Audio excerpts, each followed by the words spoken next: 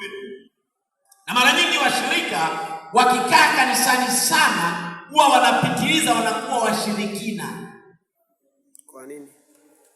Washirika wakikaa muda mrefu kanisani huwa wanabadilika, wanakuwa washirikina.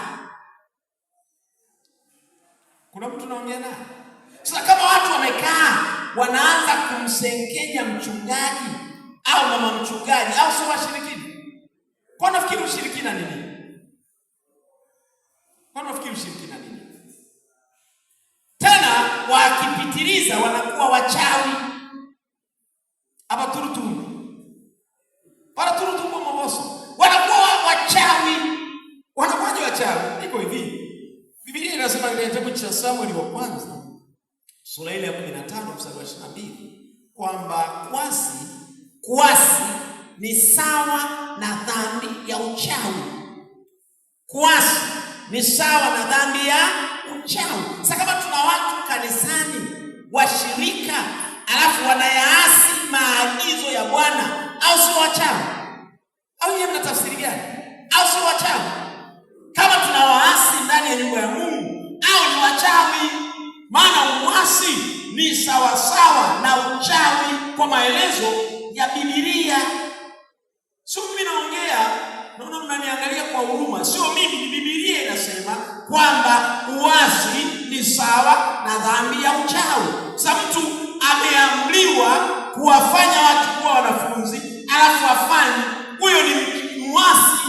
Sasa kama ni muasi, ameasi nini? Ameasi maagizo ya Bwana yaliyotolewa. Kwa hiyo uasi wake huo unamfanya aitwe mchawi.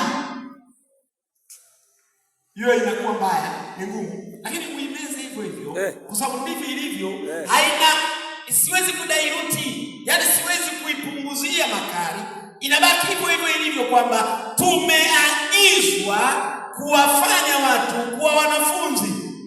Sio tumeombwa, sio tumetafadhalishwa, tumeamriwa. Yeye anaposema, Yesu anasema nimepewa mamlaka yote, ili atakachosema kiwe maagizo. Maagizo ni lazimisho. Sasa wapendwa, kama haujishughulishi na mradi wa kuwafanya watu kuwa wanafunzi wa Yesu, wewe ni mkaidi, wewe ni muasi. Na kama wewe ni muasi, basi wewe ni sawa na mchawi. Sema tu wewe unanoga, umevaa, wenzako wananoga wakiwa uchi. Sasa tofauti ni hiyo tu, wewe ni mchawi mstaarabu. Maana mchawi aliyevaa miwani ni mstaarabu kuliko wale waliovaa madaso. Lakini wote ni wachawi.